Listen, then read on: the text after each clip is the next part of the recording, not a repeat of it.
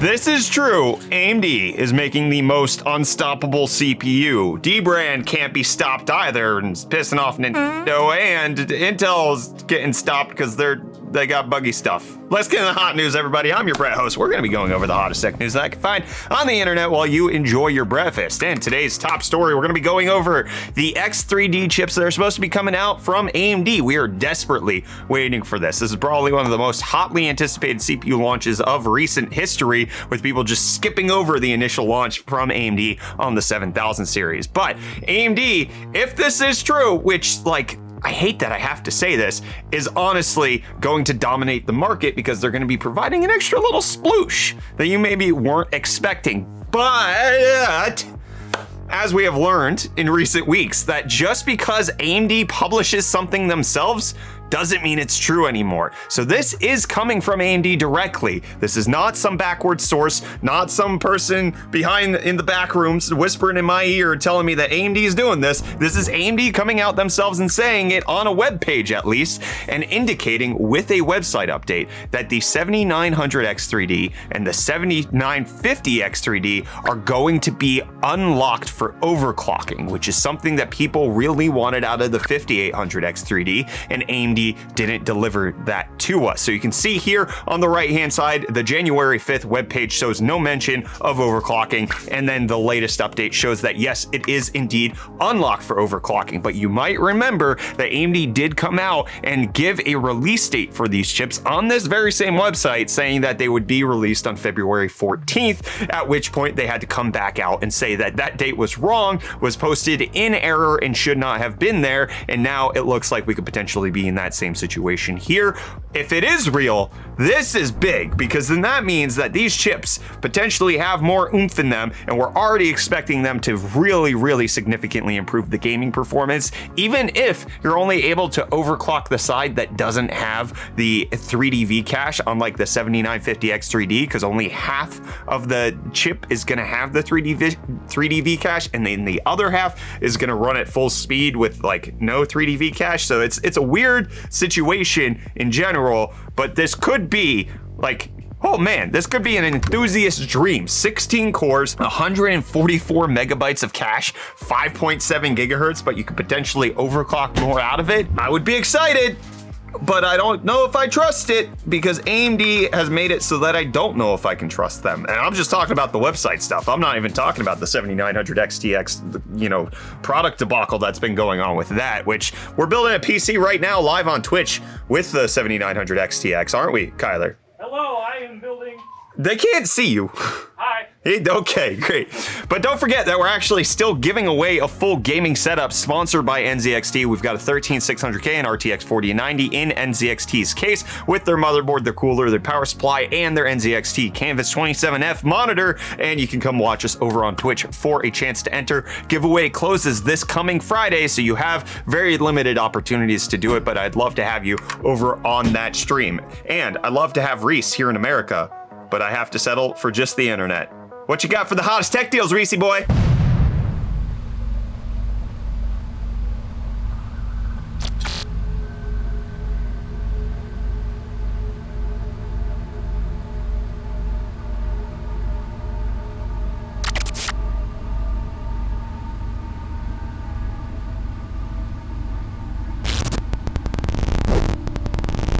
Thanks, my doodles. Also, thanks Dbrand for coming out with what I think is probably the perfect Steam Deck skin. I've been holding off on getting a Steam Deck skin from Dbrand because I haven't found any that tickled my fancy bone, but this one does it for me because it's a Nintendo Switch-ish sort of parody skin for the Steam Deck, including a blurred mosaic of the freaking Nintendo logo, which is just the perfect right amount of trolling for me personally, and my deep unaffection towards the Nintendo company and their whole brand. You can purchase this over on Dbrand's website. I don't have an affiliate link. This is not sponsored by Dbrand in any way. The vindication I get from Dbrand doing this, it fills me with very goodness.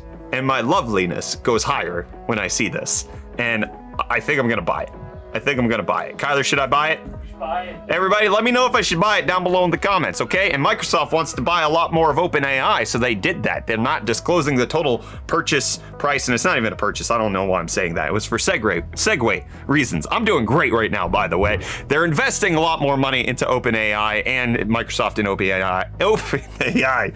I'm gonna get through this episode, okay? Have announced that there's an additional investment, increased partnership. Microsoft wants to do this for supercomputing at scale, new AI-powered experiences with Bing. You're gonna Bing up your life, baby, and exclusive cloud provider for OpenAI with their Azure servers, which is pretty neat, which is also what I think of this next thing.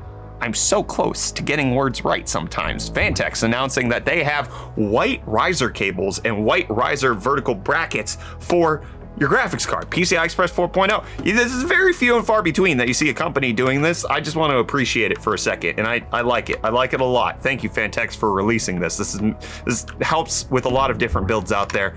Thank you for getting that done, and thank you for not Intel for giving. I don't know how to segue this well, but Intel's having problems with their 2.5 gigabit Ethernet that you might find on their latest motherboards in something like a Raptor like Z790, because it's being found out that the Intel i226-V 2.5 gigabit Ethernet port is actually struggling when it comes to running at full speed, with many users reporting that they have unstable connections at 2.5 gigabits, that it'll drop, it'll interrupt things, everything will be a problem, and that it seems to be only at the 2.5 gigabit level. If you manually downclock your network controller to be at 1 gigabit per second, all of the problems go away. So it appears that this Ethernet controller is struggling on Intel's latest motherboards that have come out. So maybe check and see if you're running 2.5 gigabit Ethernet and you've been struggling. This might be the specific reason, and then there is no fix for it at the current moment.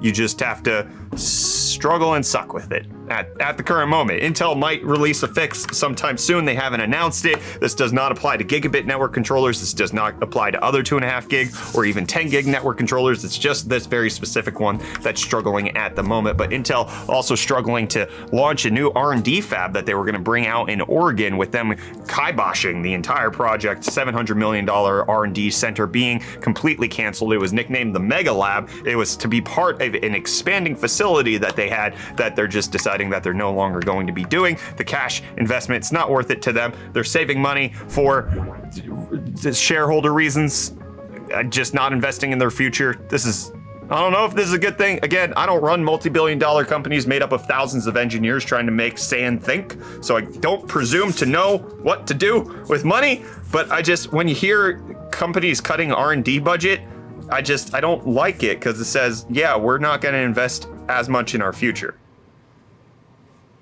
And I'm not investing in your future, because hot news is over. I'm done with this. I'm done with you. I'll see you tomorrow.